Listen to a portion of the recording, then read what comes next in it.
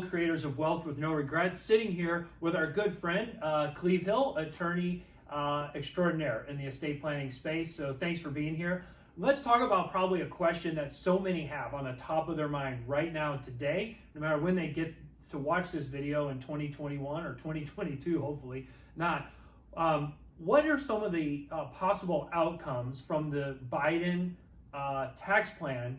And we can talk about it from the financial tax as well as estate planning standpoint. What would be some of the thoughts you have, Cleveland, and Scott? Let's kind of fill in the tax side of it and have a dialogue about that. Sure.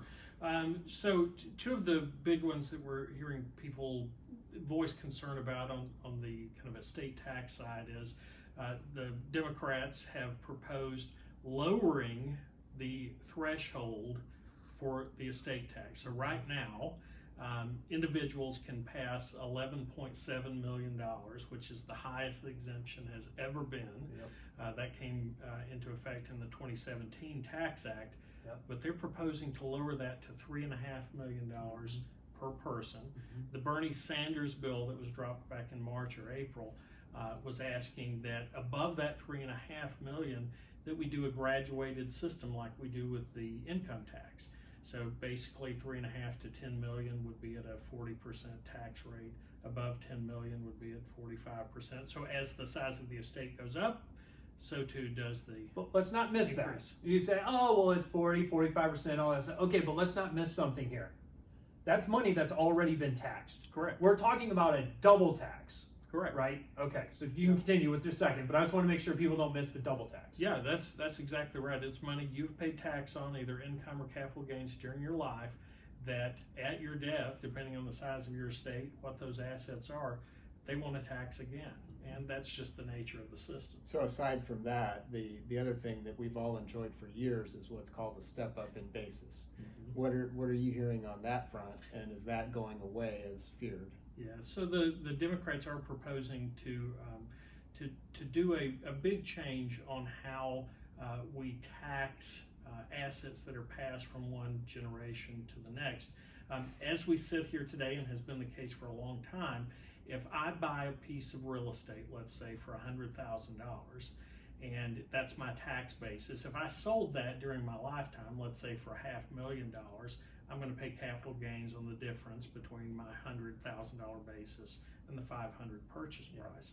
Well, if I drafted my will and I leave that $100,000 asset to Scott, thank you. You're welcome. You very have to. Well, I mean, no, I think Scott's okay with that. So by leaving it through the estate, the tax code says your basis is not my basis. Your basis becomes what that property is worth on my date of death. So if I've bought it for $100,000, but when I die it's worth $500,000, your basis is adjusted to be $500,000, which means if you turn around and sell that asset for $500,000 or below, you have zero capital gains on the sale. Well, the Biden team, the Democrats, are proposing to do away with that.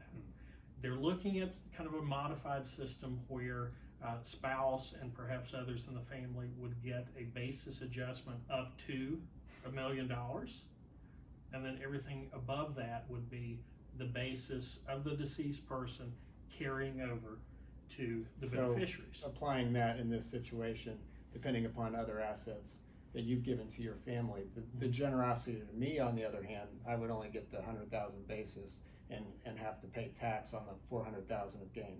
Correct. So what that actually is telling us, in addition to them talking about the estate tax threshold coming all the way back down to 3 million, give or take, this is a way to bring it down even more and make the death taxes apply to even more of America than just the ultra wealthy. Right? Well, that's exactly right. I mean, it'll hit a huge percentage of the American population, and I believe the way these bills are written, they realize that it's going to hit more families, because guess what is built in to this bill?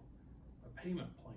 Mm-hmm. So that when the death occurs and that capital gains tax realization event occurs, they want you to be able to pay it over a period of years, because they realize that it is probably one of the greatest tax increases in the history of the United States. So if you've ever thought, I'm okay.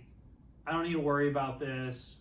Hopefully this is just a couple of points that say you need to not only look at your estate plan, you need to look at your tax plan and specifically look at the tax liability sitting within your assets, both for you and your family, which then comes back to what's the right financial plan to make all of that work both for you and for your family, and then not for the IRS. Just a thought. If you're not sure, you need to reach out and have a conversation.